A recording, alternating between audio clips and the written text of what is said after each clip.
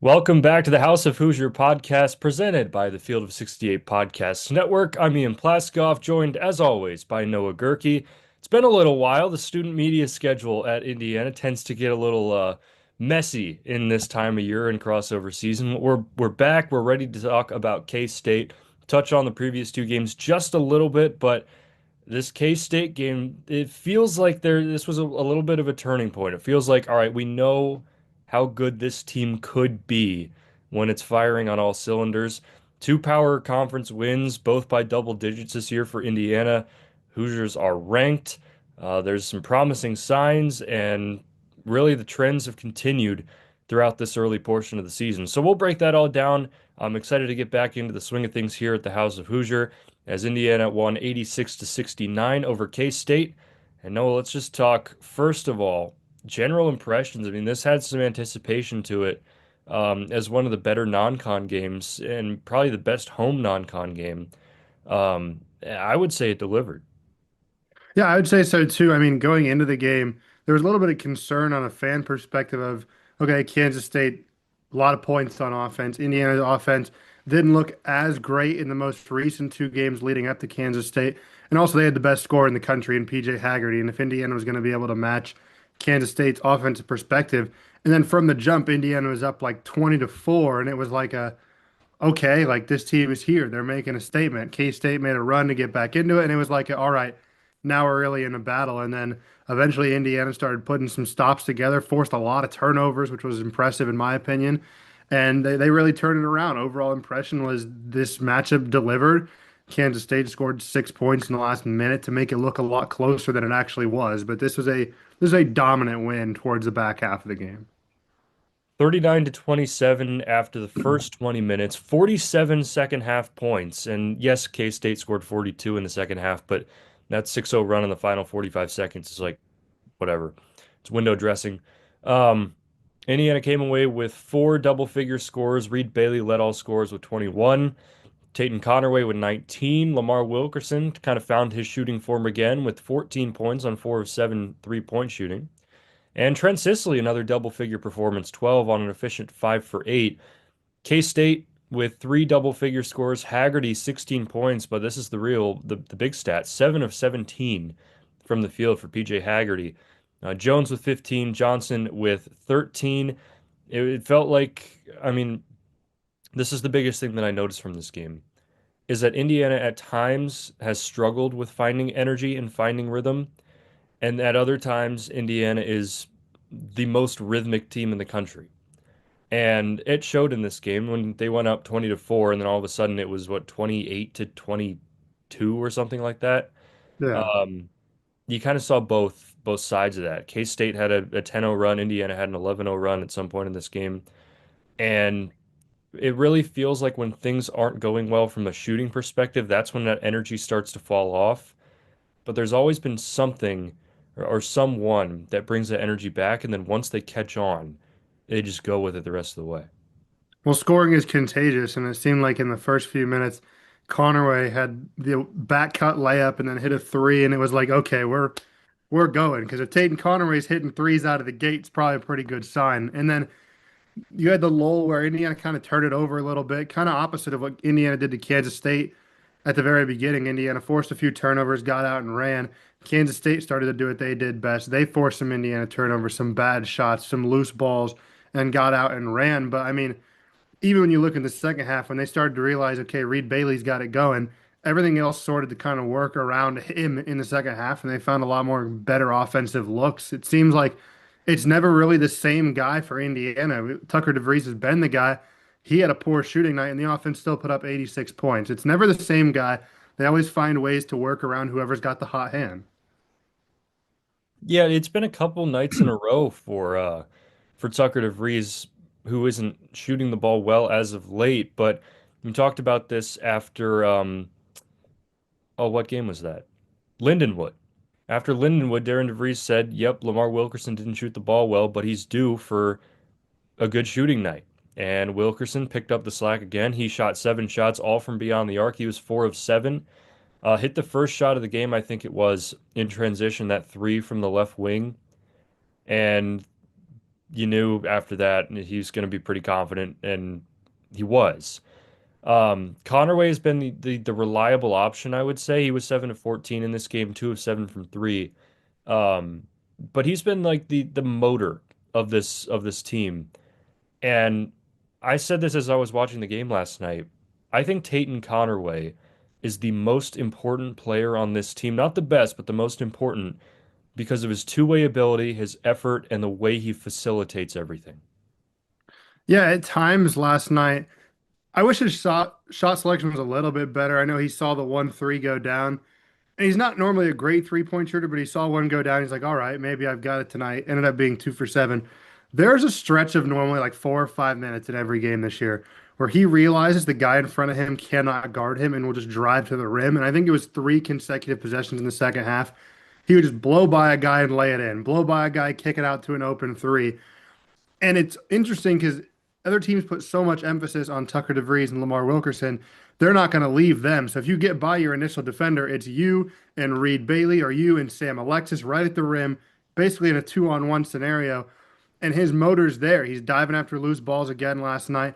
He played great defense. The 7 turnovers are a little bit concerning from your point guard, but a lot of them are out in transition trying to make plays that probably weren't there, which are sometimes turnovers you can live with. He is honestly the most important person, especially in the offensive sense too. Of he kind of controls everything, but he has those spurts in the game where he realizes, hey, I can take over the game by getting to the rim. It was very evident when Connerway went out of the game with his first instance of foul trouble, and they bring in the bench of, I think Josiah Miles came into the game, Nick Dorn as well. And there was no, I mean, DeVries, I think, was out of the game also. There was no facilitation anywhere. It just stalled out completely. And that's when K-State started to pick up slack a little bit and get back into this game. I do want to talk about the bench. 16 bench points out of the 86. Sam Alexis took one field goal attempt. Josiah Miles didn't take any. Nick Dorn was 0 of 3. Trent Sisley had 12 points on 5 of 8 shooting. Um, is that a concern at the moment? Like, I don't know. Um, but you do kind of want to see more consistency, more reliability off the bench. Down the line, it could obviously be a concern because you're going to run into games with foul troubles. Alexis was in foul trouble, honestly, the entire game. When Josiah Miles was on the floor, I mean, he was -10 in the plus minus, which I know is a stat that not everybody likes to track, but that tells you something. Dorn had 3 great looks, missed all of them. 2 of them were in and out. I mean, the opportunities were there for him. And Sisley played really well. He impressed me the second most of the players on Indiana last night. Obviously, Reed Bailey, we're going to talk about him later, but it could be a little bit of a concern, but what I realized is when they had those guys on the floor, those bench guys realized, hey, we're coming off the bench to provide different energy, and they were looking to facilitate as well. They were looking to get the ball into the hands of Wilkerson, into the hands of Bailey, and they were like, we don't have to take on the scoring ourselves if we can keep in the offense and do what we need to do to get our guys open. Before we talk about Reed Bailey, I want to touch on one player that surprised me, let's say. I was not expecting this kind of performance from Connor Enright. 7 points, two threes, also added 6 rebounds, 3 assists, and only one turnover, had 2 steals as well. He was a plus 23. I'm going to be honest. I haven't been the biggest Connor Enright supporter this year because I think he needs to be more aggressive offensively. I know that's not his role, but 2 timely threes. He was all over the place. He was diving all over the place. The energy was great, and Connor Enright deserves the credit from me that he deserves. So there it is. Yeah, I'll give it to him as well. At one point, Haggerty had 6 points and 6 turnovers, I believe, in that first half. And even, I think it was late in the second half where Haggerty basically just ran him over. He's standing there, and Enright gets up. He's just smiling, just like happy to be in that guy's head. And Conway talked about it in the post game. Enright's been looking forward to the matchup of Garden Haggerty for like 3 days now. He can't stop talking about it. And he took it to heart. I mean, he played his butt off last night, especially on the defensive end. He hit those threes. I'm honestly okay if he starts looking for more opportunities from three because even just the threat of him stepping into a three and knocking it down helps Indiana vastly on offense. Instead of being able to play off of him a little bit where you're focused more on the other 4 guys, if he can look for some offensive production, that helps Indiana as well. And yeah, I was sitting there on the couch last night and one of my buddies always texts me. He's a big Connor Enright fan, and I've been slower to the train. He was like, "Are you believing now?" I was like, "I'm starting to." Like, I saw flashes last night that really impressed me that he can go up and guard every team's best player that's a guard and take the challenge to heart and look forward to it. I think that message holds true for the entire team in my eyes of like, are you on board yet? I don't know, but there are signs that I could be. And I think this game is one of those signs. I mean, Marquette at the United Center, sure, Marquette may not be the greatest team, but Indiana show they can beat Power Four teams by double figures and pretty convincingly and command a basketball game. Then you have the little lull of Milwaukee, Incarnate Word, Lindenwood, where the energy dropped. There was these midweek contests, nobody in the building, whatever. And then you get this highly anticipated another P4 non-con game or P5 in college basketball, I guess. Um, and K-State, I mean, 4-1 came in with a 1 point loss to Nebraska. Shout out Nebraska ball. And you're like, all right, we'll see. Can they stop a team that's offensively powerful? And they come out of the gate up 20-4, and it was like, all right, K-State has scored this many points in this many minutes, huh? And then the second half came about, and Indiana dropped 47 points, and they're like, all right, maybe this team can do it, and they're ranked for a good reason, and they've got promising signs, scores, energy, defense. Am I 100% sold? Ask me after Louisville and after Kentucky, but I'm on the road. I'm on the road down that path. The one thing that I think I mentioned it to you earlier in the season, it was after I think Lindenwood, was that this team seems to play to their competition in a sense. Like the first few games, you're trying to make a statement. You blow out Milwaukee, you blow out Alabama A&M, and then you beat Marquette, and then you have those midweek games with Incarnate Word a 5:30 tip, Lindenwood a 6 o'clock tip the day before break. It's like you're kind of waiting to see. Then you have Kansas State, and they played miles better than Kansas State. We have no idea how good Kansas State's going to be in the Big 12, but they took it to them. They played really well, and it makes you think that Indiana looks forward to these bigger games. They play up to those games, and there's always a concern if you play down to your opponent, you let a team hang around for too long, especially when you get into conference play against those lower teams in the Big Ten. They know how to squeak wins out, but it's a good sign because they've still got Louisville coming up. They've still got Kentucky coming up. I'm with you, and like I'm right there. If it's right being sold right here, I'm right on the edge. The auctioneer's counting down from five. We're right there. And we're going to learn a lot more in the span of the next 2 or 3 weeks about this team, more specifically the 2 weeks, because you get conference action coming up too. I think they travel to Minnesota. Is that right to Yep. start? So even that first test on the road in the conference, you got to get a conference win under your belt, and then you get Louisville in what's potentially a highly anticipated day in Indianapolis. I mean, we're right there to getting sold. How they show up for those big games, but also how they show up for those conference games and against Bethune-Cookman, a few lesser opponents, how they take those games is going to be really important to how I view this team the rest of the year. I need to air my grievances out right now. There should never in all of college basketball, any game, any team, any level, be a 5:30 tip on a Sunday.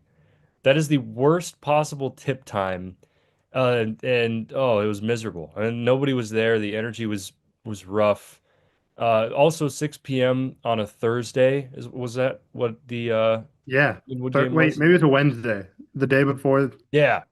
it was a Wednesday. It was Wednesday the day No, it before. was a Thursday. It was a Thursday. The day before break would have started. Yeah. Yeah. Those two tip times, I get TV schedules. I get you got to fill in the schedule, whatever. Please. No. If you want call it same with all these tournament sites. If you want to show off the beauty of what college basketball is, host games on campus or at least in these like the tournament spots that you know people will be at, like Maui and the Bahamas and all that. These Vegas tournaments are no.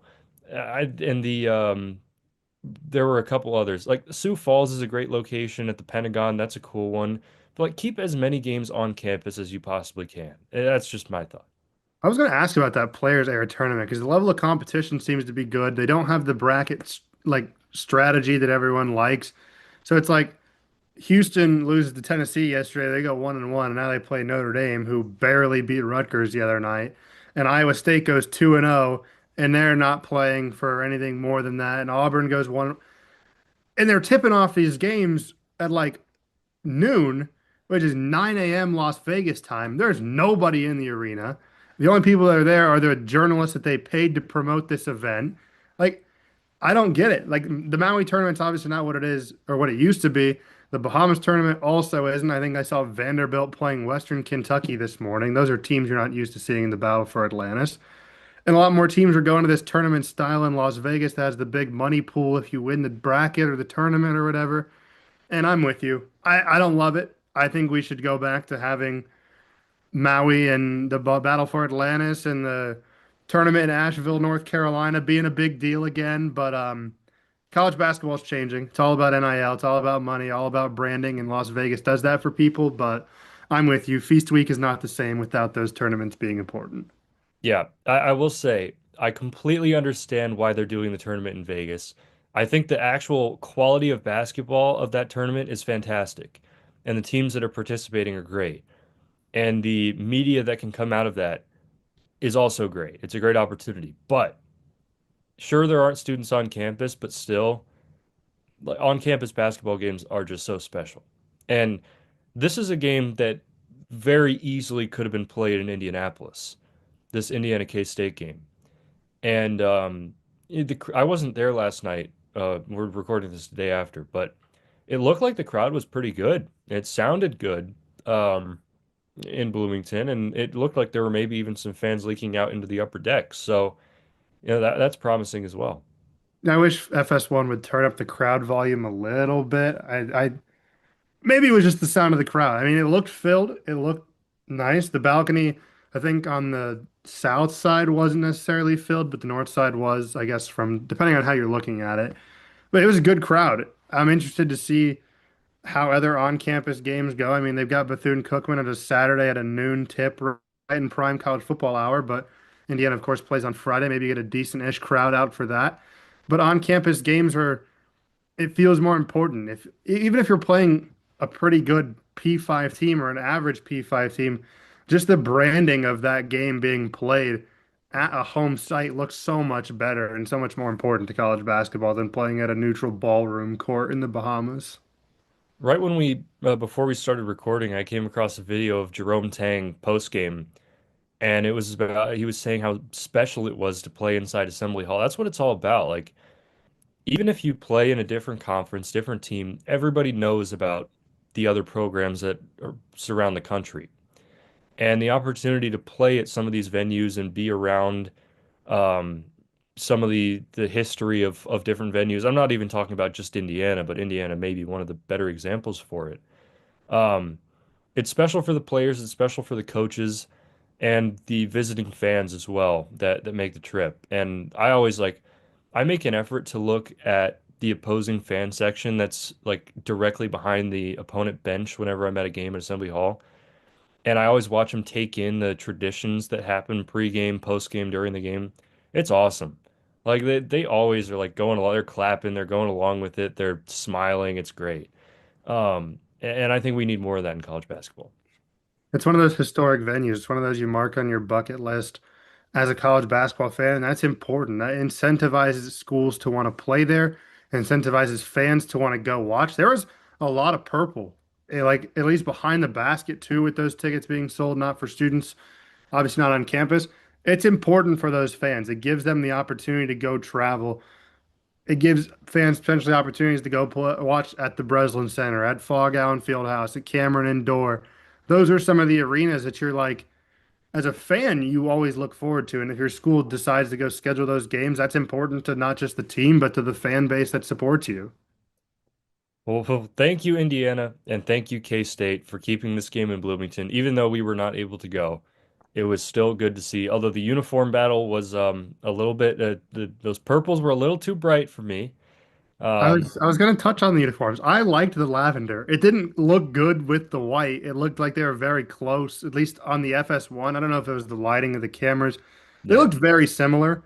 However, when they showed the close-up views, those lavenders are sweet, man. Those things Oh, are awesome. they're beautiful, but it might have been the lighting or the cameras or something, but it was a little close. Um, well, yeah, now that we've gotten that out of the way, we'll wrap it up. But again, no 5:30 tips on Sundays. Back to this game in Reed Bailey. 21 points, 4 of 7 shooting, 13 of 15 from the free throw line, 4 rebounds, and he was in the second half especially, he was a difference maker. Yeah, especially on the offensive end and even on the rebounding side too. Plain and simple, I don't think he was very good in the first half. I mean, he had 7 points, knocked down 5 free throws. He had one rebound. He turned it over 3 times in the first half. Just didn't look strong, didn't look comfortable down low, which was strange because Kansas State's best big man was out in foul trouble the entire first half, and Reed Bailey still couldn't really find his footing. And then immediately out of the second half, he had a nice rebound, ends up putting it in. Had a lob that he ended up jumping up and grabbing over somebody else and then bodying and laying it in. Finished with 14 points, gets to the line, had 3 rebounds, didn't turn it over. I mean, he just looked a lot more comfortable, and it looked like I don't know if something was said or if he realized that, hey, I can take over this game. I can be in a big part of the offense, and me playing strong down low helps everybody else succeed as well, but also gets himself baskets. He's used to being the guy. When he was at Davidson, he was the guy. Get to the line the most in the A10. He was the guy. And I think in the second half, he was like, hey, I can still kind of have that role here. It may not be every single possession, but I'm going to make the most of the opportunities I have. And he was really impressive in the second half. This is what you can get with an Indiana team where you can, I mean, everybody talks about big threes, and Indiana has so many different possible combinations of big threes. Like you could have on nights for Wilkerson, Connerway, and DeVries. You could have on nights for Alexis, Connerway, and I don't know. It could be any combination. And this second half, the big three was Connerway, Reed Bailey, and Tucker DeVries. Connerway was 4 of 8 in the half for 11 points. DeVries 4 of 7 for 9 points, and Bailey 14 points, 3 of 3, and 8 of 9 from the free throw line. Wilkerson slowed down a little bit, only took 2 shots. He had 6 points in the half. Um, and then nobody else had more than 4. Sicily had 4. Everybody else had either 1 or did not score. So when you can rely on a trio of guys, whoever it may be, Reed Bailey being able to join that party changes so much for this team because you don't have to focus everything on the guards and the shooting aspect now.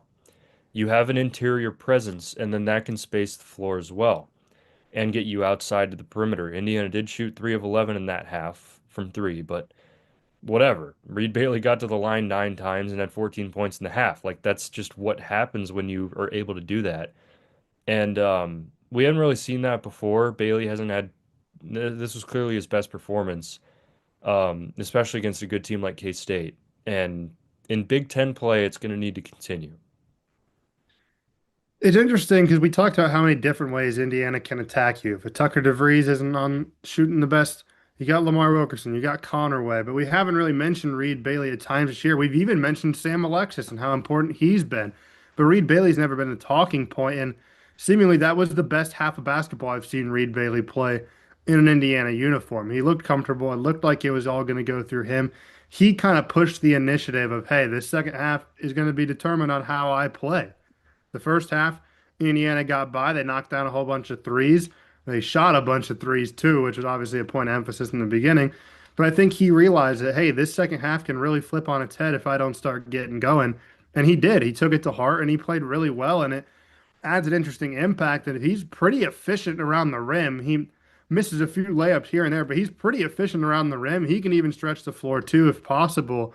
And him on offense, it just adds another dynamic to this Indiana team that not a lot of teams they're going to face are going to be used to seeing 1 through 5 all able to dribble and get to the rim and even have the same confidence on offense. Because normally you got 1 or 2 guys who are your go-to scorers. Indiana's got 4 or 5 of them on the floor. I don't know the last time, at least in the past couple of years, that I've seen a big get make 13 of 15 free throws for Indiana. I mean, sure, you had guy like Khalil Ware got to the free throw line, Umar Ballo got to the free throw line, but they didn't make 13 of 15. And I mean, Bailey's free throw form is a little wonky to be fair, but I guess it works for him. Yeah, Trace's best was who I felt like was the best at getting to the line was probably Trace Jackson Davis. His I would best say. stretch was 9 of 11 against Marshall and then 11 of 13 against Michigan State. So Reed Bailey's right there. I mean, he got to the line and even knocking them down, more or less just getting to the line 15 times and making 13 of them. Talked about how good of a free throw shooting team this is. Having a big that can get to the line so consistently and it being points. You can't hack a Shaq Reed Bailey because he's going to go make you pay at the line. And that's important for a team that even if they don't play through him, having that ability of, okay, if we need to go draw a foul or get on the glass if Reed Bailey's there, it's going to potentially turn into points. Yeah, TJD was the obvious answer. I wasn't gonna go there, um, but it is a decent comp. What I was more thinking about is like when Umar Ballo got to the free throw line, you were like, oh no. And he got to the free throw line a lot. And it ended up being, oh no, a lot. Because the just yeah. Well, he had to switch hands that he shot Right. free throws with in the middle of Yep. the year. He shot They the said it first on half every right-handed broadcast. and the second half left-handed. Yep. I mean, that's obviously not a good sign if you have to contemplate which hand you should be shooting free throws with. Right. And this is not the case. I feel much more confident in the bigs of Sam Alexis and Reed Bailey making free throws than I do Umar Ballo, Peyton Sparks. Oh, that was rough. And Khalil Ware. I mean, TJD was fine. I mean, he shot what, like 70%, something like that. Something like that, yeah. Um, but I feel like this is a team that needs to make free throws, and I feel much more confident with this team at the line than in previous teams. Peyton Sparks' free throws were like line drives right at the back of the rim. It was Yeah. atrocious. Is it crazy to say that I would trust Reed Bailey to shoot free throws in a late game situation over all but two or three guys on the roster? I Who would think those two or three guys be? Wilkerson, DeVries, and maybe Connorway, but like honestly, if it's a late game situation, I'd like Reed Bailey to have the ball and go to the line. He just Oh, looks yeah. comfortable. He only missed two of them. He gets there a lot. He's got the most practice on the team, surely, of in game. I don't think it's crazy to say that we have a big man who is probably your second or third option in shooting free throws down the stretch. Yeah, I don't mind that. I really don't. I mean, it's Wilkerson would be my one, DeVries would be the two. And I think Connerway and Bailey are kind of on the same page. I think they're very similar. And if it's a matter of Connor's your primary ball handler, he's going to have it more often. That's fine. But in years past, if teams are looking to foul the big, I don't know who you hunt to shoot free throws now because I think Indiana's big is one that you probably want at the line. Multi-dimensional offense, multi-dimensional team. It's weird. Like this is Indiana bigs are not supposed to be good at the free throw line. They're not supposed to be mobile and handle the ball and play five out. Indiana's guards aren't supposed to make three-pointers or shoot 33 three-pointers in a game like this and make 10 of them. But it's great. I'm a big fan. Like I said, I'm on the road to believing right now. This is a ranked basketball team. I know rankings don't matter, but if you asked me after Louisville and you asked me after Kentucky, depending on how those games go, win or lose, if they play well, who knows? I could be on board. I really could. Like I said, I'm right there. Like the fact this team is ranked made me a little weary just because of the slower starts we saw in the last two games, the slower results, how dependent on the three-point shot they were. It purely felt like Indiana was ranked purely on vibes and the fact they shoot a lot of threes and their Ken Palm offensive rating was through the roof because they shoot a bunch of threes and make a whole bunch. I didn't think they did enough to be like a ranked basketball team. I really didn't. And coming into this game, I was like, great, we're going to be ranked. And here comes the traditional, oh, we're ranked now, we're back out. Kansas State's going to put up 90 points. But I'm really there. I'm right on the edge of this team is a top 25 team. I said at the beginning of the year, I know it'll be brought back up later. I made a bold prediction. I won't talk about it right now. We'll talk about it later if it gets there, about what this team could be. And I'm really starting to truly believe that my bold prediction wasn't just a shot in the dark and that I might have actually seen something and that this team is a talented enough team to play with anybody in the country. Stock and Gerk AI. It could be telling the truth. Potentially. We might have had some news. I mean, these are two Power Five opponents that they've kind of put it to. And the most important thing in this one, yeah, they put up 100 points against Marquette and 86 against Kansas State. I love the defense. They forced 15 turnovers against Marquette, 19 turnovers against Kansas State. It's not like they're forcing turnovers against NAIA D3, D2 schools. These are Power Five offenses that they have forced a combined 34 turnovers against. Like that wins you basketball games in March. That wins you basketball games on the road. Defense travels, and the ability to force that many turnovers and force so many uncomfortable looks is really the most impressive thing from these stretch of two Power Five games.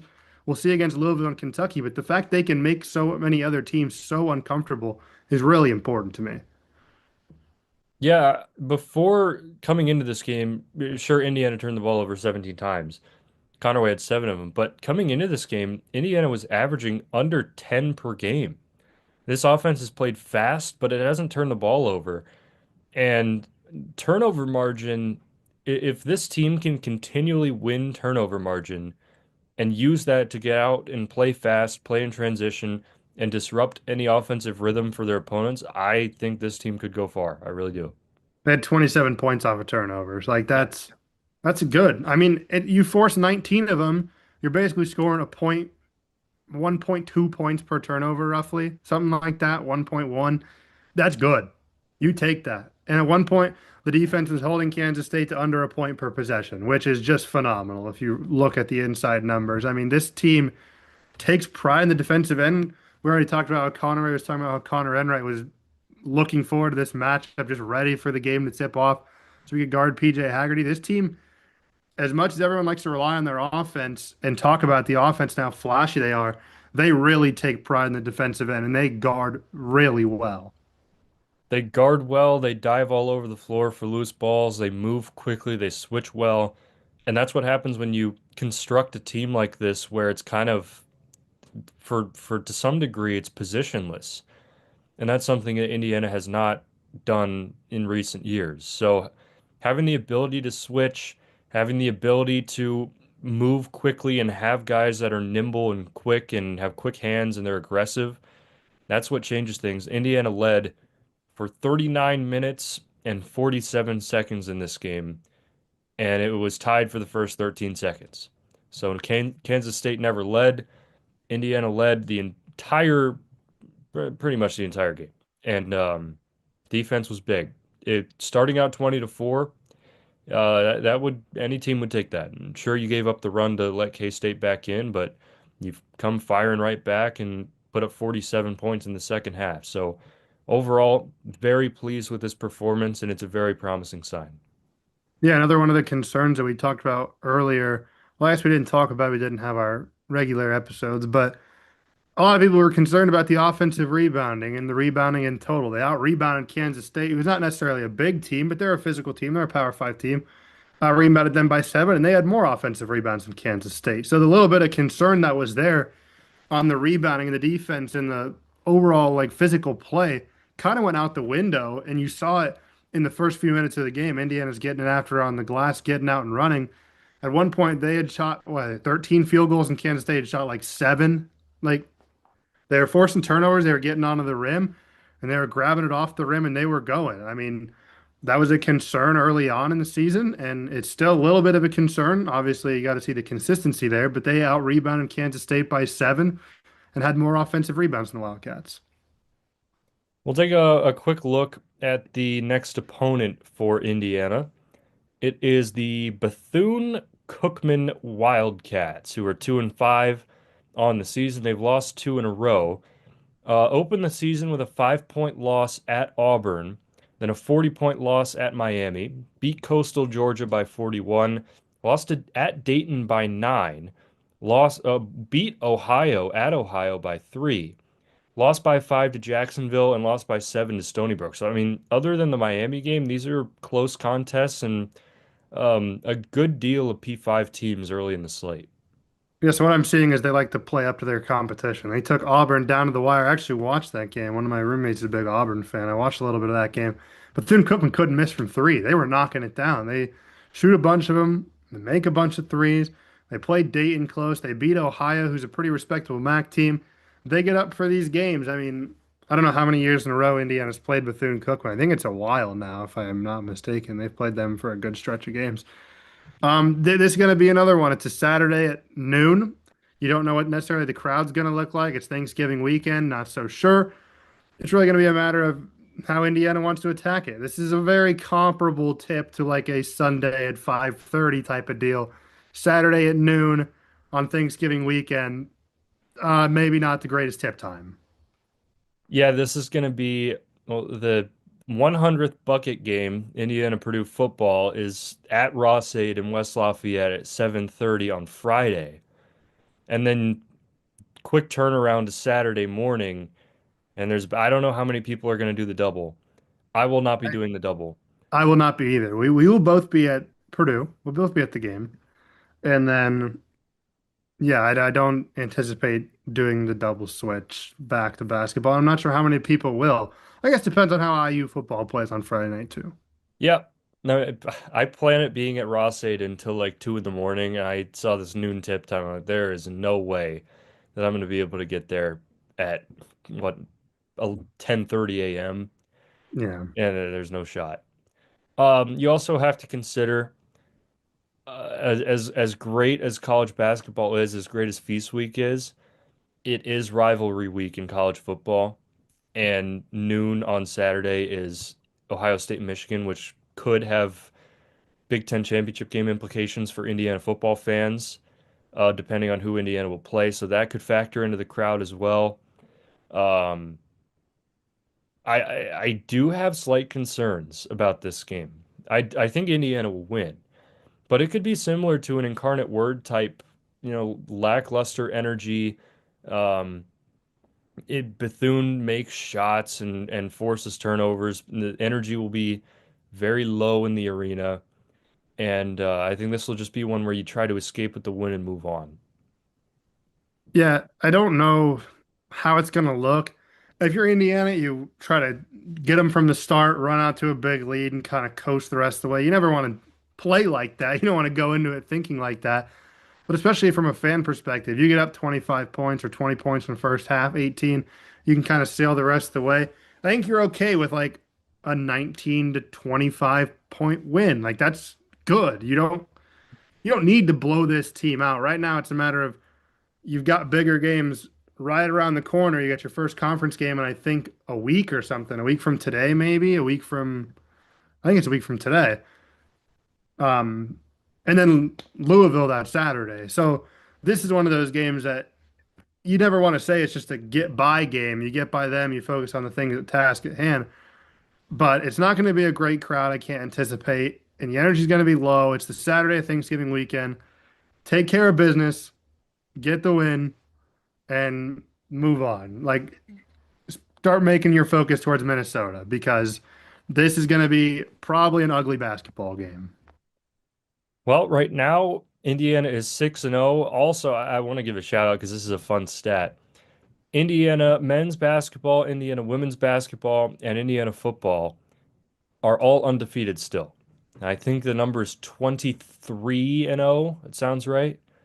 That Um, sounds hmm? that sounds right. Yeah. 23-0, only school in the country. Shout out to Indiana. It's a sporting renaissance with the Hoosiers, and Scott Dolson is doing a really good job at the athletic department. Um, Take it in, Indiana fans. I feel like this is an age of Indiana athletics, like school wide, where you look back at it and you're like, wow, that was a cool time to be an Indiana fan. It's something special. I mean, they've got what the Big Ten championship game.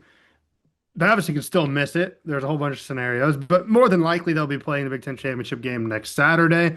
Basketball is playing a modern style of basketball, so at least the start of the year has been really encouraging to watch. And then Terry Morin is one of the greatest coaches, if not the greatest women's coach in IU basketball history. She's got them rolling right now. They're in Fort Myers, Florida, getting ready for a tournament as well. I think they got Gonzaga coming up. This is a great time. Volleyball's 15th in the country. We talked about at the beginning of the year. Volleyball looks good. I mean, this is a fun time to be in Bloomington right now. Yeah, men's basketball team is ranked. They did not lose a game when ranked, which is another positive change of pace, and the signs are promising. No mailbag for this one, but you can submit to our mailbag for this leading up to the Bethune game. Give your thoughts on the K-State game. We'll revisit anything you guys give us on the screen here at House of Hoosier. On our Instagram is at House of Hoosier, our Twitter at House_Hoosier. Phone line as well. Feel free to leave us a voicemail, and we are always happy to take a look at anything you send us, Indiana basketball or Indiana sports related. That'll wrap up this episode. Indiana is 6-0, beats K-State 86 to 69, two Power 5 wins, and a lot on the horizon. Bethune-Cookman on Saturday, Minnesota, Louisville, Kentucky, everything else to follow. Promising signs, and we are very excited to see how this season develops. So for Noah, I'm Ian. Another episode of House of Hoosier in the books.